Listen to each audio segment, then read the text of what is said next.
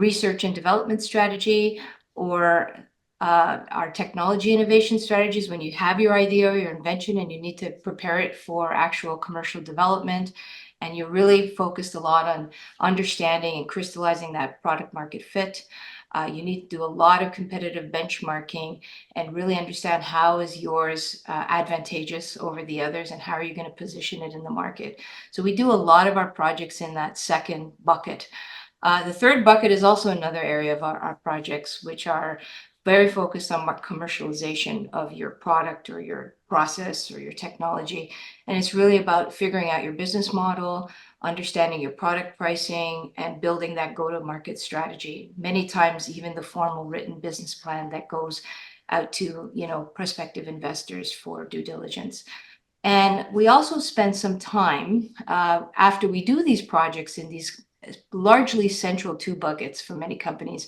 They often ask us to join their team for an interim period, even up to a year, where we're there to provide operations, management support, help them with investor relations, step in to help lead the team on the innovation side or IP side or some other aspect of operations, because we've worked with them so closely on these types of projects that are building up the venture.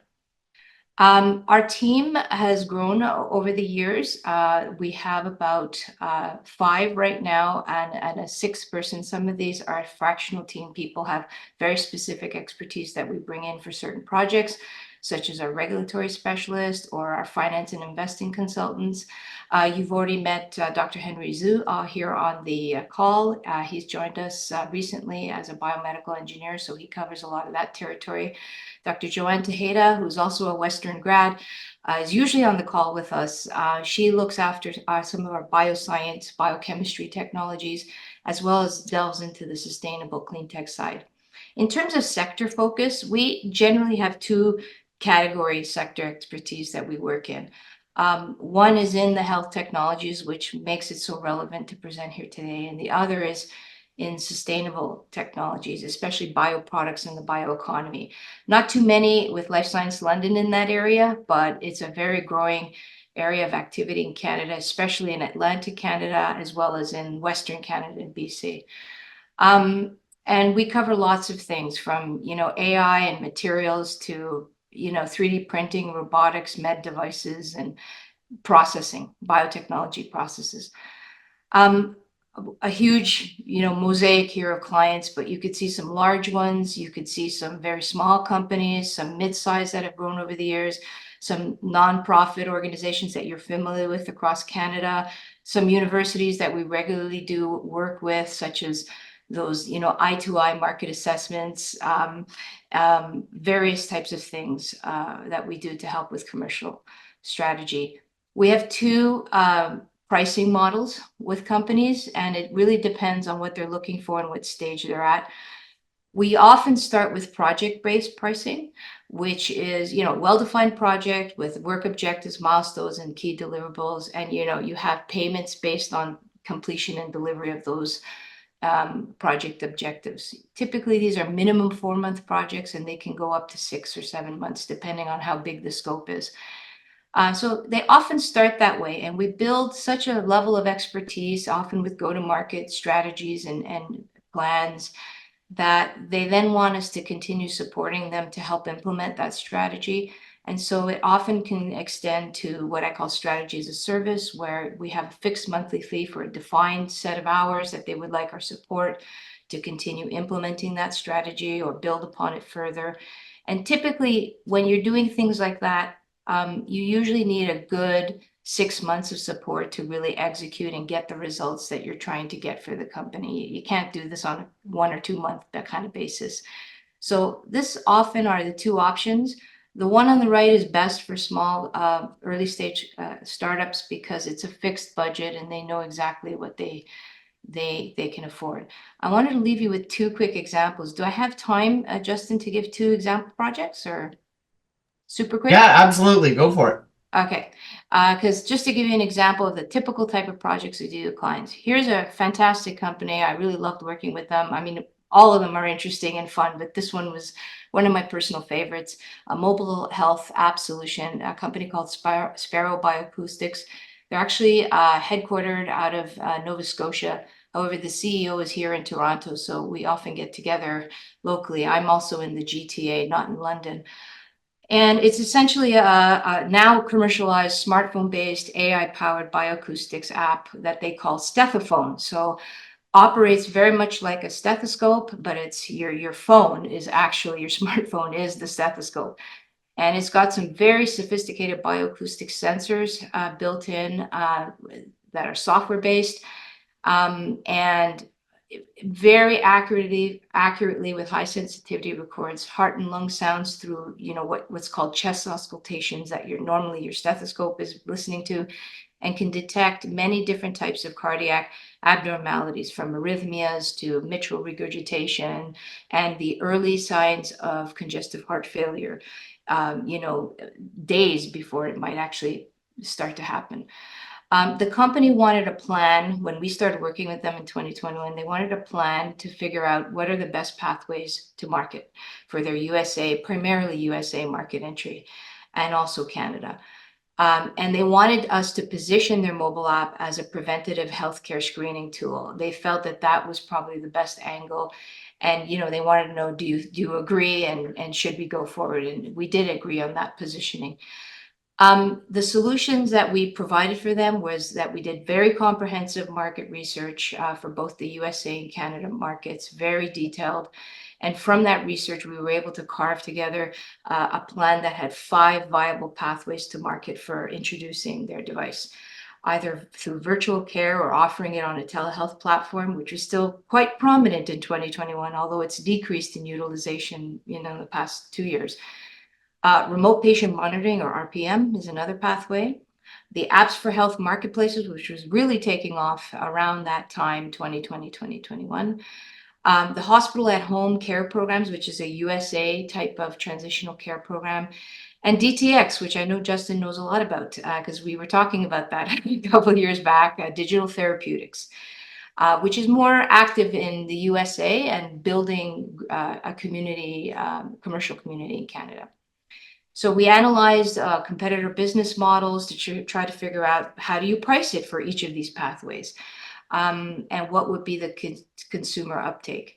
And we also opened up some very substantial business development leads within the USA market, particularly with telehealth leaders at the time.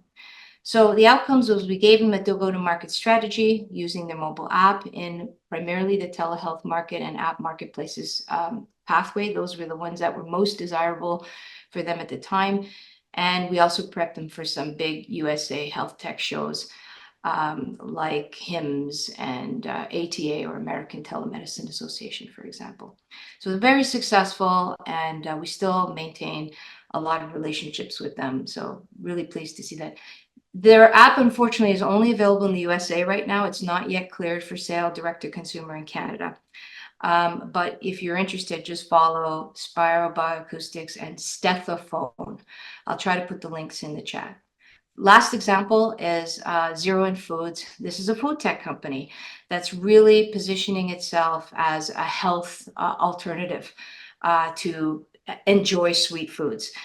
It's a prebiotic ingredient for use in food and beverage products, so call it an alternative sweetener that is actually sweet tasting fiber. So it's prebiotic. And this is really to help solve the problem of people who are diabetic. 1 in 5 families are affected by diabetes and can't consume, sweet foods. And so their real problem was they wanted a very strong go-to-market strategy to permit them to partner with the right large multinational companies. They didn't know who to pick. They had some obvious targets, and they just didn't know how to go about it, how to prepare for that. So following a very detailed analysis of their competitors, and we analyzed their competitive advantage of their offering versus the others, and developed their value proposition so we could get that optimal part of market fit. We analyzed an IP landscape of 7 multinational food and beverage producers. These are huge, huge, huge companies, massive IP patent portfolios, and we had to really look deeply to understand if anything they had would even potentially compete with what Zero In Foods. Good news where a few of them didn't, which was good. And that's exactly how you go about doing your competitive analysis for IP and figuring out, can you approach these players or would they see you as a threat? So we developed that go-to-market action plan to pursue partnerships, and that led to the timely filing of 4 patent applications for the company through that IP strategy that we prepared for them.